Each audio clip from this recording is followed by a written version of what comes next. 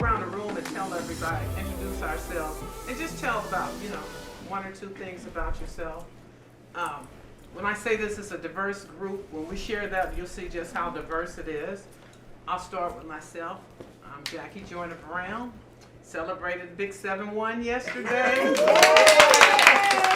And I say that with pride because when I was 26, I didn't think I would live to be 30.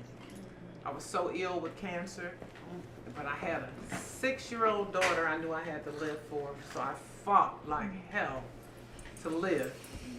And that was so many moons ago. I'm not going to tell how old you are, Michelle. So many moons ago, and I've been extremely blessed to go and get an associate's degree, a bachelor's degree, and a master's degree in social work. I own my own business, and I have for the last 17 years. Additionally, I worked as a mitigation specialist for the Public Defender's Office in Kenton County, and that's me. Well, I'm Michaela Joyner. I'm her niece. I'm a paralegal, a certified life coach, a published author. I'm 36. I just turned 36, 4th of July. Oh, happy birthday! I'm a Cancer too. I am just a burst of energy, and I love family. That's why I think that. No, seriously, like I'm so proud of you, and I think it's important. No matter you, I'm about to get to your dad. That's okay. We love you. Okay.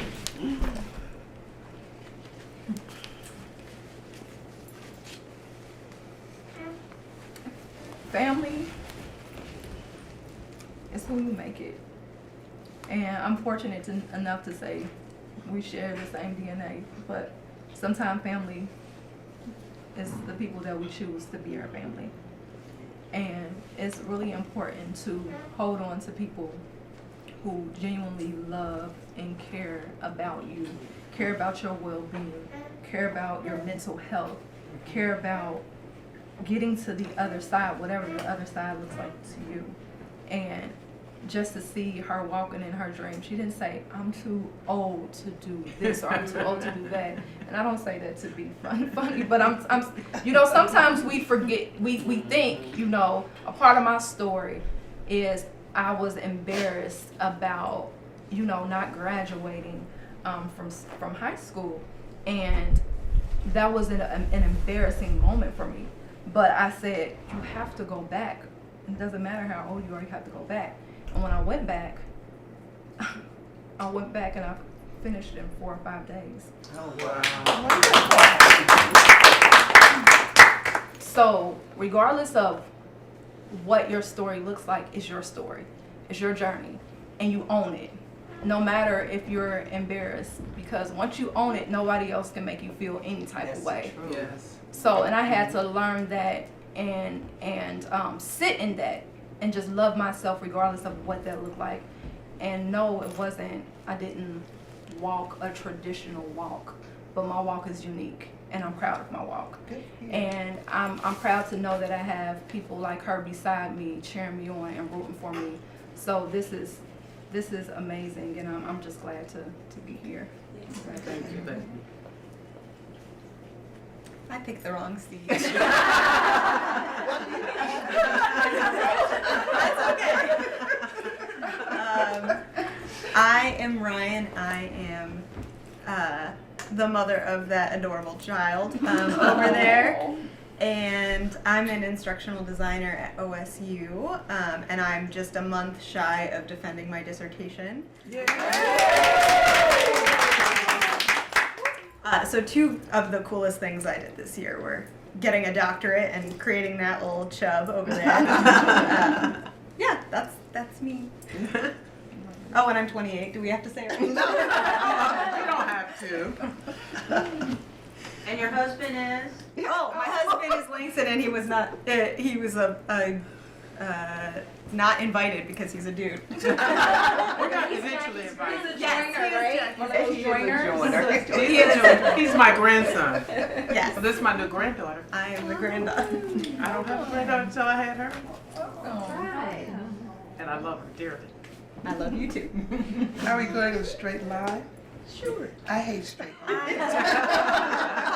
I can tell that about you. Yes.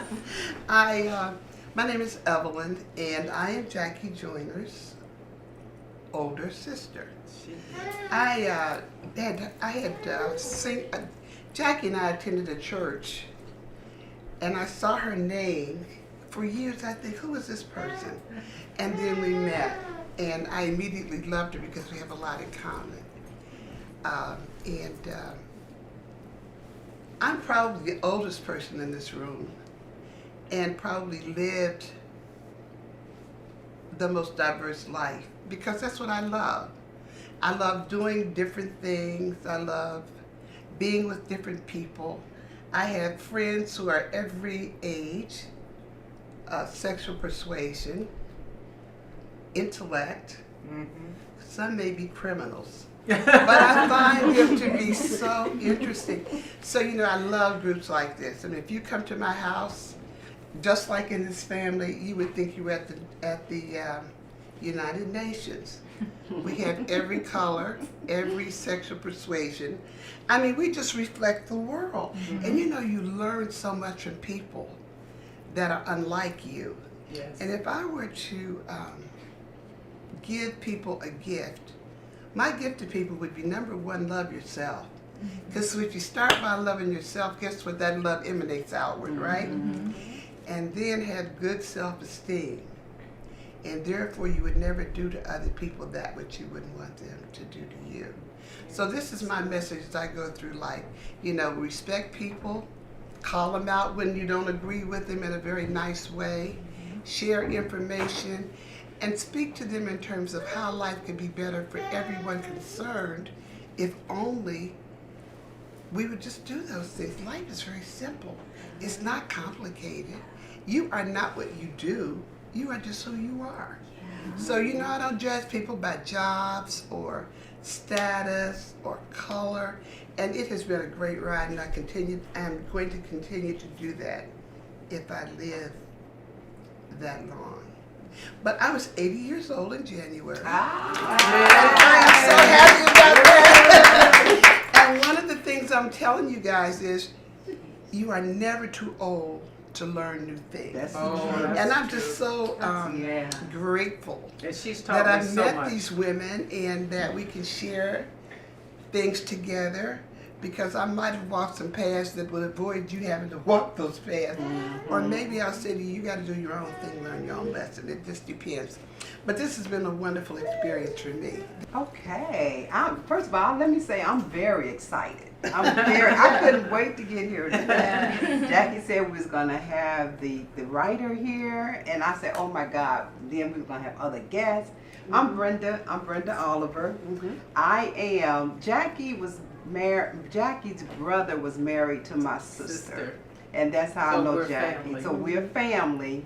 And we also took classes together in School of Social Work in the master's program. Yes. So that's enough about me. I'm straight. Oh, and I'm 67. I'm Stranda Thurman. So I'm Jackie's odd friend. I say we have an odd friendship because I'm the age of Jackie's daughter. Jackie is the age of my mom, but we are not mother and daughter. We are homegirls. Yes, we are. So I met Jackie initially at UC years ago, but then we re-met again years later through work, and just bonded, and it's a pretty cool bond. I try to come on all her adventures. If she invites me, I'm coming. I don't need to know what's happening, be there, what it's about. Okay, be there at what time? I'll be there. So I've been in and out of the social work field or social service field for the past 20 years. Recently took more of a corporate position. Don't like it, hate it. Entering back to the social service world. And that's me in a nutshell. I have a daughter who's 26 and I'm 51. Yay, 51. Pam. My name is Pam, and I am Ryan's mom. Good. And I've been a school teacher, second grade teacher at CPS for 32 years. Okay. and I've been retired for 6, and now I'm a professional pickleball player, and I travel around the country and play pickleball. And you're in the Softball Hall of Fame. Yeah. Yes. My name's Susan Steinkamp, and I'm a longtime neighbor and friend. Yes. An honorary family member, I hope. Yes. And Jackie's grandson, Michelle's son, and my daughters grew up together. This is my youngest daughter, in fact. We'll get to her. I import Italian lights. Is what I do for a job, but I'm glad we're not known by what we do, but by who we are. Yes. Yeah. So, and I appreciate so much being a part of this. I learned so much from all these ladies, and I am not really one to bond in groups. It's just never been something that came my way in my life. I'm kind of a lone wolf. And so this has just been really surprisingly filling some things in me that feels really good. Great. And we missed you that one taping when you weren't here. We were like, dang, Susan's not here. Yeah. And I'm 57. Yay, 57. All these magic numbers. Well, hi everyone. I'm Olivia. I'm the daughter. I've grown up here all my life. I'm working out of Denver, Colorado right now, working in technology, and I'm really glad to be able to visit home. Pandemic has been rough because I was just out on the West Coast for a while, but it really puts things in perspective to be able to visit home, and it's really important to spend time with family. So super glad to be here, honored for the invitation. So We're glad to have you. Yes. thank you. Love you. I'm Angela Joyner, All yes, joiners. I'm a joiner. So I'm Jackie's Sister-in-law. sister in In love. love. I'm gonna Sister say in love. sister in love. I am. People refer to me as Angel. That's my nickname. And I am 48. I'll be 49. Yay, soon. 48. I've been an educator for 16 years. I'm finishing up I just finished my 16th year and final year of teaching. Beautiful. Because I took on a position at our school as Director of Equity, Diversity, Inclusion, and Social Emotional Learning. What school? Cincinnati Country Day School. Okay. So I'm moving into my 17th year in a different role. And so this group speaks to that role, right? The sharing and the gathering around food and realizing that we have more in common than we have different. And so I love this group. I've been a clinical counselor. I have my own practice on the east side, Claremont Mental Health. And I've been doing that. I've been in private practice since 2014, so 7 years. But I don't do it as much now because of my new role in administration. But I've learned so much from this group. Just learning not only new recipes and new ways of cooking, but wisdom. When you gather women together, we know a lot. We are powerful. Yes. And every time I leave here, I leave with a wealth of knowledge to engage in this changing, evolving world. So I'm glad to be here.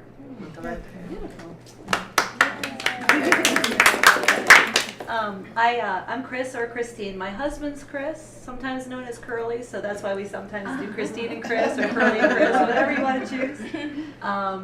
I'm really honored to be here. The connection to you is through Michelle. Met her at LA Fitness in a spin class and just fell in love with her. And we've just become deep friends through that, and through the beauty of things like social media, Facebook, just being able to stay connected even though we kind of went in different directions for a little bit. I would describe who I am right now as on a journey. I had this big crazy career and had a little tipping point, and now settling into trying to really use my gifts and talents for purpose. I work for a nonprofit publisher downtown, faith-based publisher called Franciscan Media, and do the marketing and new product stuff for them. And I describe myself as I'm ambidextrous, and I think left brain and right brain, so I can really relate to you because I love a spreadsheet as much as I love an art museum. So, and the big thing that happened this year is we celebrated our 35th wedding, or 35th year together, and our 30th wedding anniversary. Oh, And I'm congratulations. 53. Yes, Jenny 53. Hi everybody. Hi, DJ. My name is either DJ or Deb, depending on how you know me. Depending on how you know me. That's our precious baby. I know, yeah. Again, this is Miss Jackie's house. We have that. Yes. We're trying to keep it real, and that's real. That's real, yeah. Beautiful. What would I say? I've been working for Fifth Third about 4 years, but outside of that, I'm really passionate about theater and like cultivating a relationship with God as of recently has been really important to me. So I've been like really delving into that. And this is my aunt. This is my mother's sister, and my mom's been deceased about 4 or 5 years, so she's kind of been like a really good second mom to me. And Yes. your mother and I shared a birthday. They share a birthday, Oh, so wow. yeah, this is my heart. Oh. And yes, I'm just happy to be there and see everybody. We love you. Thank you. We love you. Yeah. My name is Michelle, and my nickname is Spinderella. Let's see, where do I begin? Because it's just been an amazing journey. I'm honored, to be here among everyone. I work for my mom's agency, and that gives you some understanding of my life. My mom's my boss. And she lives next door to me. I know, I live next door, so I really travel. The most interesting things about me, I think, I speak German. I consider myself a black German, so I can curse you out. Not that I would. Today. Yeah. And everything she says in German sounds like she's angry. And she says, and I said, Missy, what did you say? She said, I said, I love you. Ich liebe dich. Exactly. I'm passionate about women's empowerment and what we're doing right now. I think it's phenomenal. Michaela, girl, there's a reason why I call you guys, okay? I love you. I think what you're doing is phenomenal. I rescue animals. That's another passion of mine. I think we should coexist with animals, so I love animals. Let's see. I decided that at a certain point in my life I was going to lose 100 pounds and become a spin instructor. So that's what I do. My superpower is overcoming. And, I might as well put it out there, but in November, I will be 10 years sober. Great job. My God, that's awesome. I love you guys, each and every one of you, and that's basically it. Thank you, Michelle. And I don't like being on camera either. And I didn't mean for the introductions to go as far as it went, but it was enlightening. Yes. And it exposes how diverse we are, but how much we have in common. And to that note, I'm going to turn it over to Michaela to share with us part of her journey of both the hurt and the healing. And in the dining room, when I was doing the interview with her, I told her, I said, I see this lovely picture on the front of your book, but I also see that you're broken and injured there. She said, but Aunt Jackie, turn it on the back and get the fire, because that's the healing. So Absolutely. tell us about the part between the hurt and the healing, Michaela. Okay, so HURT is an acronym. And because I didn't want to focus on the hurt. And the acronym is Healing Unresolved Recurring Trauma.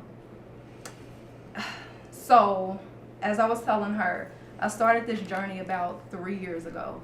And not writing. I've always loved to write. Always loved to write. I don't care if I was doodling in a notebook, write my name over and over and over again. I was writing. I've written novels, but I got to a point where I was, when you get to a point where I'm sick and tired of being sick and tired. And it sounds cliche, but it was really a moment of my life where I felt really, really depressed. And I didn't even know depression was a thing. I just knew that I didn't want to be bothered, but I had to be bothered because I had children and I had to go to work and I had to try to live a regular life, and I just didn't feel like doing it. But I think it all came to a head when I lost a childhood friend that I went to school with from suicide. And you know, when you lose somebody, I don't know where our brains immediately go to the not so good times. We weren't in the best space. I'm thinking about conversations and arguments, unsettling things that we went through, and it was just a really, really dark place.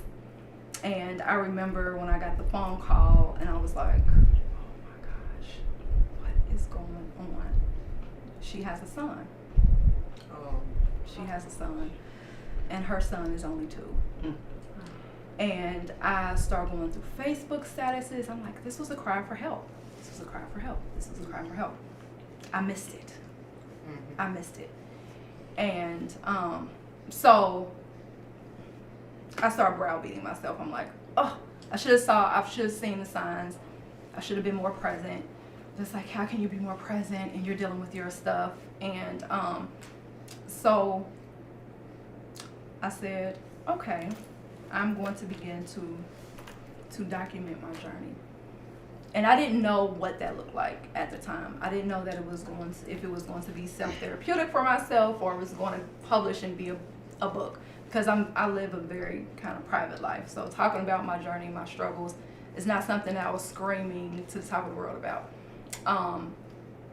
But as I began to write, I said, I want to talk about the healing.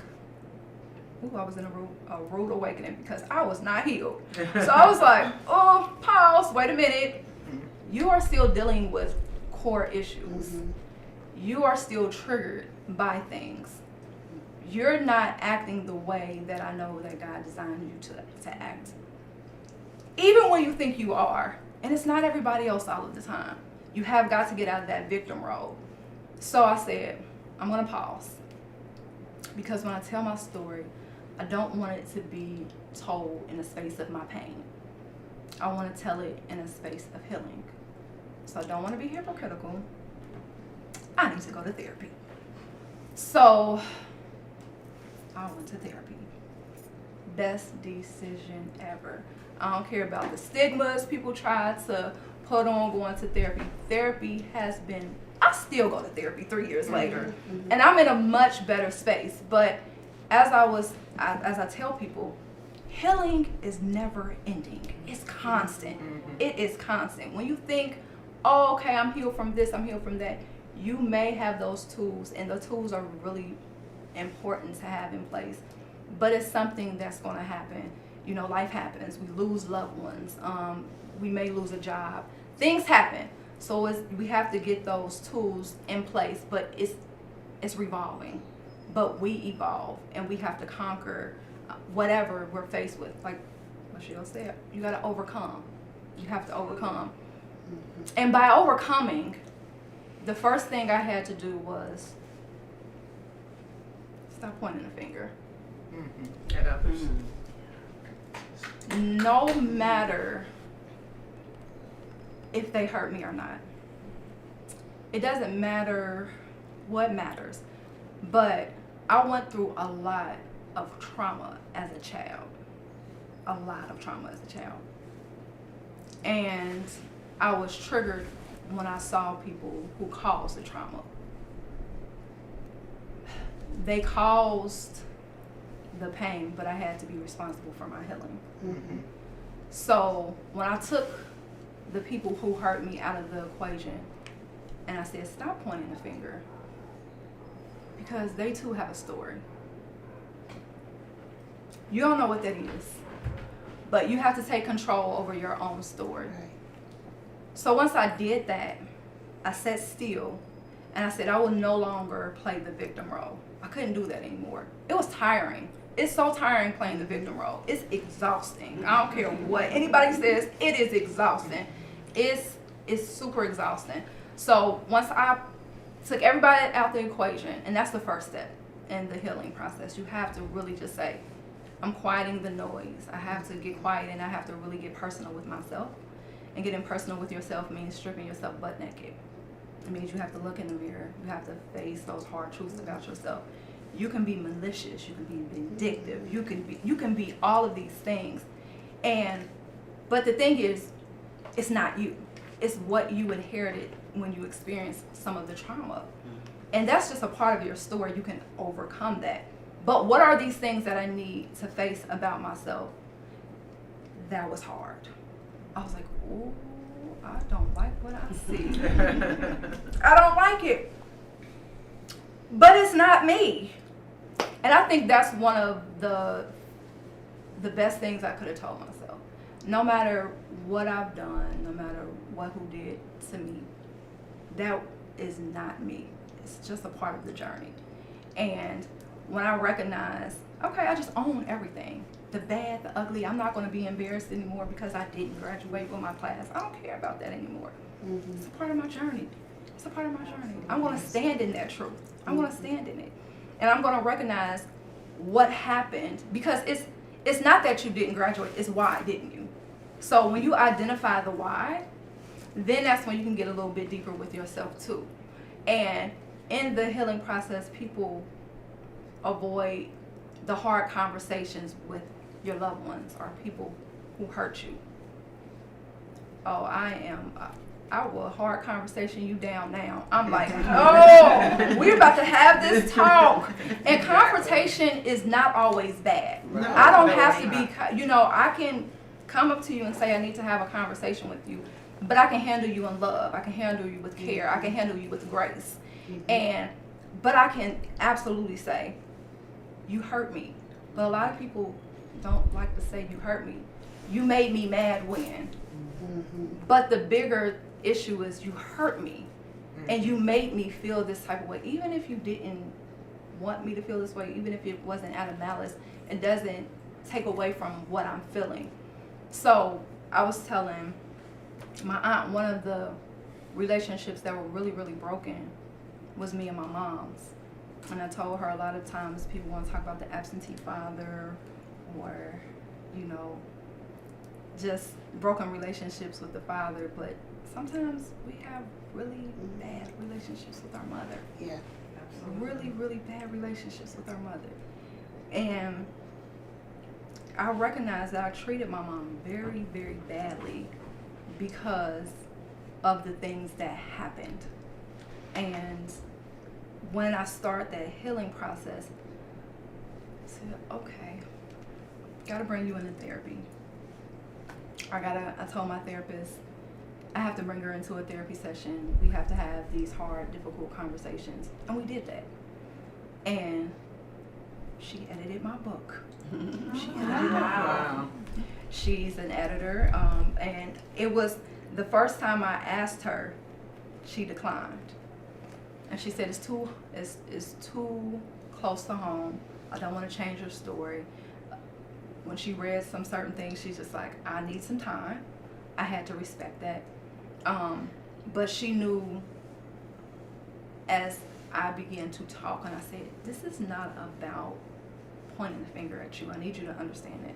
It's just certain things that cultivated me to be the way that led up to this. But I wouldn't change a thing. I wouldn't change a thing because within the hurt, me and my mom are in the best space in our life. Right. Period. Like, that is my friend. And I never thought we would be able to get to that point. But it was me recognizing that I always longed for that relationship, but I was never in the space to welcome the love that she wanted to provide or give to me, because I was so angry and I was so mad about certain things, and I refused to talk about those things. But when we start to talk about those things, and I learned her story, because our parents have a story too. Yes. I was able to say, wow, you are dealing with a lot. I get it. And those barriers began to break. So this took time. This was a journey. This is a journey that I'm so proud of. The good, bad, the ugly, the indifferent. Because if I didn't go through the things that I went through today, I wouldn't be sitting here. And I'm super proud that I saw it through. And it's just been great. I don't know what else to say. I have been finding myself speechless because you talk about a project, and I don't know about you guys, but I didn't picked up stuff and said I'm gonna do it and I don't finish it. I'm like, okay, that was supposed to happen 3 years ago and I didn't do it. But even though I set it down and I said I knew that I wasn't ready, I picked it back up. So we need to recognize that it's power in completion. But if you need to take a break, do that. Give yourself that grace to be able to do that too. But this is my baby and I'm super proud of it. And we don't want you to give away too much. We want them to get the book. Exactly. So I'm gonna stop talking. We want them to get the book. And before we go, we're going to entertain a couple of questions. Okay. And before we do that, tell them how they can get the book. You can go on my website and pre-order. The book will be available 7/17 next Saturday. My website is www.coiledinconfidence.com. And then after that, it will be available on Amazon as well. Okay. And that's coiled, C-O-I-L, like the coil in your hair? Mm-hmm. Okay. Yep, coiledinconfidence.com. Yep. Thank you so much for that. Thank We're going to you. open it up now. And the only parameters around the questions we ask is not to ask her for names of any of the perpetrators. But other than that, any questions? Michelle. I have a question. The whole healing process, for me, is lifelong, and something that I will always striving to grow and to heal. But from your perspective, how do you coexist with people who are broken and they're not on a path of healing? Because I think there are far more people in our society who don't acknowledge brokenness. They don't acknowledge healing. And we have to interact with them, whether it's co-workers, whether it's you're in a relationship, or even parents or family members. So how does that look for you in terms of coexisting? And do you feel any onus to get them on that path? How do you get people, especially people that you care for, and that that you love, and you want to see them heal, you want to see them grow, but they don't acknowledge it or whatnot. So what are your recommendations? I create boundaries. Okay. Even if I have to coexist with you, I create that boundary. So if I'm around someone who I feel like isn't in the same path, on the same path, one, I don't judge because I don't know what you've gone through, and I don't know what you're going through behind closed doors, so I don't want to place judgment. And a lot of us wear a face where we act like we're all together, and it's a lot of the ones that are very hurt that we put a smile on our face, we tell jokes, we deal with it differently. So with me, I learned that I was a boundary offender. I had no boundaries. So I was easily accessible to other people's hurt, my own hurt. I'm carrying other people's boundaries. And I had to start saying no, or I have to start saying this conversation is off limits. And I had to be okay with that. I'm not willing to talk about that and stand in that, So once I started creating boundaries, I was like, okay. And I started feeling empowered as I created the boundaries. I started feeling, because at first I felt guilty. I'm like, I don't want anybody to think that I'm trying to be dismissive of them. I don't want to hurt their feelings. And, but I have to sleep with myself at the end of the night. And I have to know that I'm okay. And if I feel like I can't take on what you're trying to give at that particular moment, I don't allow it in my space. Boundaries. I don't allow it in my space. And I do feel at times I have to, and depending on who you are, I will say it's deeper than that. You need to dig deeper than that. That's not what you're saying. You really need to dig deeper than that. And I will have those conversations with some, not all. But I do feel convicted because, again, I just want us to be in a space where we can do this. Yeah. Exactly. So extend that love, extend that grace. So hopefully I answered your question. I have another question. Yes, ma'am. I actually did my homework and wrote down the question. Yay. Are you familiar with the term healing justice? No. There are, as a woman of color, I'm interested in your healing process. Healing justice is related to how racism in the society impacts healing. And there are a number of politicians and health practitioners who have determined that racism is a mental health crisis and that it impacts it. So as a woman of color on a lifelong healing journey, how has healing justice, how has that exacerbated or enhanced or altered your healing process? That is a good question. That is a good question. That is a good question. If I could insert something there, when it comes to mental health, it's an integral part of our society. So whatever the fiber of the society looks like, it's bound to rear its ugly head with mental health as well. And we found as social workers that even in the DSM, whatever number they're in now, the 5 or 6 or whatever, the people who decide how we're going to categorize illnesses, and thus how we're going to treat those illnesses. We looked in and found some very racist practices there, where the most pervasive illnesses were all being diagnosed in people of color, and they were getting extreme treatments. They were getting extreme medications. That kids were getting medications that hadn't been tested on children, because a lot of kids, parents, they get so frustrated at the behaviors or misbehaviors, if you will, and they would just want an answer. They just want their kid to be normal. And so they will accept without question whether this is an appropriate medication or an appropriate treatment plan for that child. And that goes along with the adults as well. We had adults, and you and I know we have been in, we were in the Church of God for years, and in that church, we talked to God. Well, there were cases that were cited where people were diagnosed with schizophrenia because they said oh, they're hearing voices. You talking to God? You hearing voices. Yeah.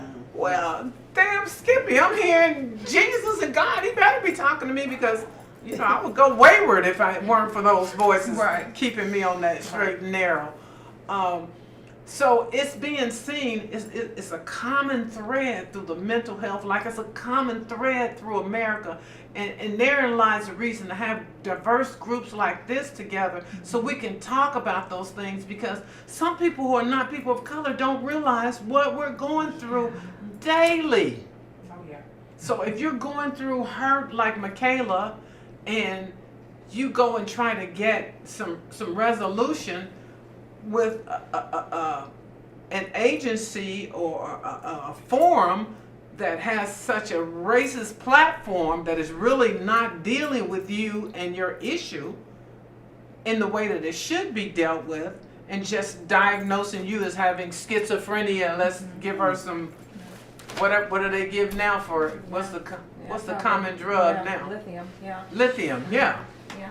So, and I'm sorry to jump in there like that, because that's one of my platforms, and that was my focus in grad school, was mental health, because I had people in my family who had very, very pervasive mental health illness, and I saw them being medicated till they walked around like zombies, slobbering on themselves.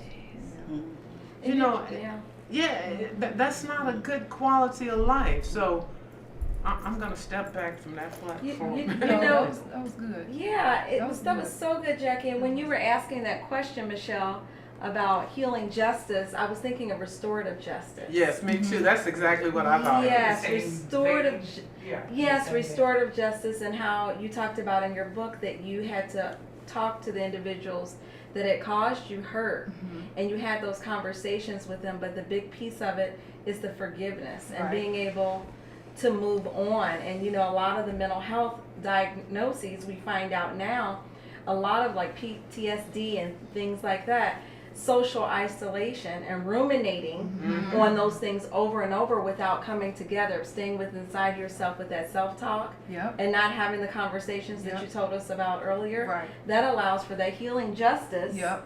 that you spoke about. And I Right. mean, Yep. you talked about that earlier, and I really immediately thought of that restorative justice, that forgiveness piece. And the forgiveness piece is key. It's key. Yeah. It is key. We have so many good questions for you, Michaela, and I got into the book in the first couple of chapters, because we're going to have to start winding down now. The first couple of chapters made me rewind the tape of knowing you as a kid, and you always seemed so happy, and you were always, you know, the cutest little kid. And when I reviewed the things that you were experiencing, first it just pierced my heart. And then on the other end, it made me so epically proud of you for this journey and to overcome, like you said, this is the hurt, but here's the fire with the healing. And I'm glad to see you with the smoke and the fire. Thank you. So I'm glad that you brought it. I hope that you all enjoyed her presentation. We did. I hope that our Yeah. people that are Thank watching you, Michaela. enjoyed. If you did, please, Susan, what do they need to do? Like it and And follow. subscribe. And ring the bell if you want to see more like this. And even though we're females and our focus is females, we're going to have one session where we bring the men in. We want not necessarily to hear from them, even though they can speak, They don't but encourage you to do things like that. but we want them to hear us. Yes. That's what we're planning on. And there's another one we're planning on, and we're planning on bringing in people who you would like to mentor, a female. I have a goddaughter, and there's things I discuss with you. Her is so foreign to her.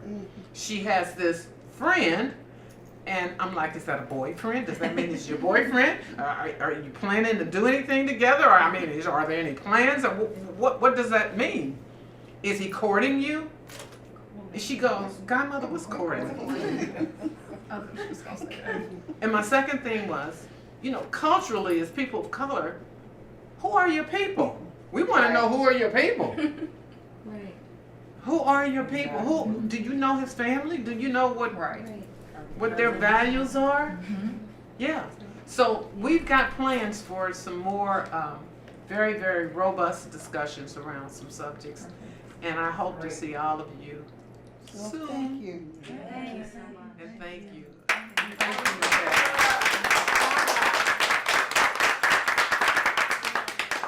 Oh, that was fun. That was fun. And ladies, feel free to take you a fruit cup or a power bowl or whatever you'd like. Yeah. You guys outdid yourself on this. Yeah. Right? It's so good, so healthy too. Yeah. Yeah, exactly. Right? You know what, because Susan, every time we cook, we're always, well, Susan, what can you eat that we're preparing? We said, Susan will be able to eat some of this.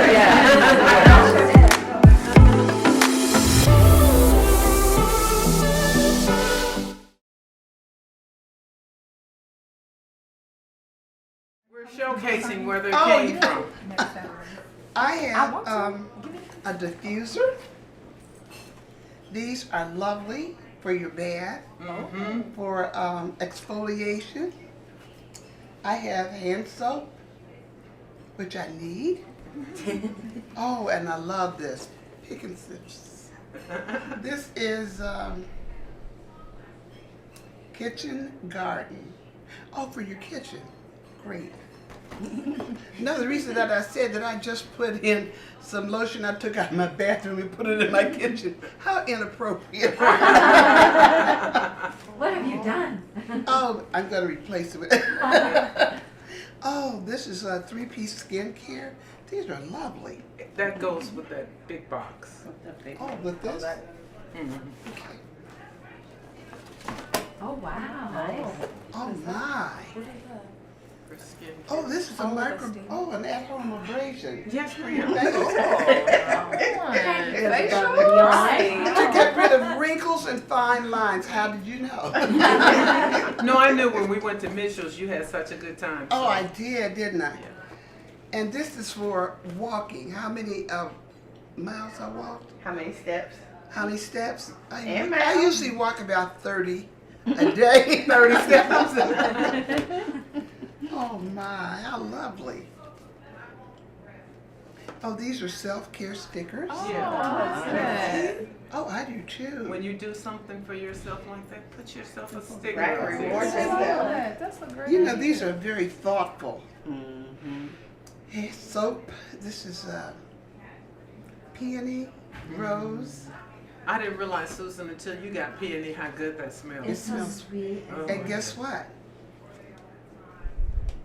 Some more lathers. Oh, you're gonna have a good time in the tub. You're gonna be like rubber-dub tub. No, these are very good. You know, you don't think about doing this for yourself. You'll so do it for nice, others, isn't it? right? Bath soap. Are you girls telling me something? Yes, it's pampering. Right. Yes, exactly, exactly. Luxury goods. No, these are very thoughtful, and thank you so very much. These in this bag are from a new local shop that's opened in Walnut Where? Hills. Oh, really? And they make everything handmade. There's scents and everything. For my This is birthday, brown she gave sugar me that and cashmere fig. oil, body oil. That's so nice. Thank you so much. Ladies, you all saved the best for last. That's a good goodie bag. Sure is. Lovely. Stranda. Right. Alrighty, what we got? So, maybe I need to exercise because I got some exercise equipment here from Proform. I like stuff you can use in the house. Nice. Michelle is the gym rat. And some more. We got some fun stuff in here. We got Cincinnati or Cincinnati. Oh, cute. Oh, that's nice. It is. It is. What's on the square, on the corners? Oh no. We got How Finley does Market, Skyline? Pete Rose Way. We got a whole bunch of stuff going on. Oh, it's like for Cincinnati. Yep. Oh, that's neat. It is cool. Because people always I've seen saying it. nothing to do in Yeah, Cincinnati. it's so much to do. I saw that game. I So said, much. oh, we're going to play this game. It's so much to do in That would be Cincinnati. nice. If you can think beyond a club or a bar. This is great. This would help me. It usually slides up under the little thing every time. Okay. Hey! What is it? Yeah. So it says tablet generation second. So it's basically a tablet. Yes. Wow. God bless you. God bless you. Body, it would help if I put my glasses on. Hand and body soap. You can smell it through the Oh, it's through the good. case. Smells good. By Ray Dunn. I'm trying to remember to announce people's names. Uh-oh. And These are- did you these are say you lovely. ate at biscuits and whiskey? Boomtown Biscuits and Whiskey. Yes, Lord Jesus. That's the tea they serve. Oh my gosh. I That's- love that place. I've It's never probably one of been. my That's the favorite tea places. they It's never been. Yeah, we went for my husband's Oh, birthday. the line- What the about you, biscuits are Susan? Have you so. been I there? have not. I could just sit there and eat the biscuits. Sound just by the name, it Just sounds get the good. biscuits and all the different homemade Well, that cakes might be that something they to have. do. Yeah. That's something. That would be good. Awesome, awesome, awesome. turmeric and ginger.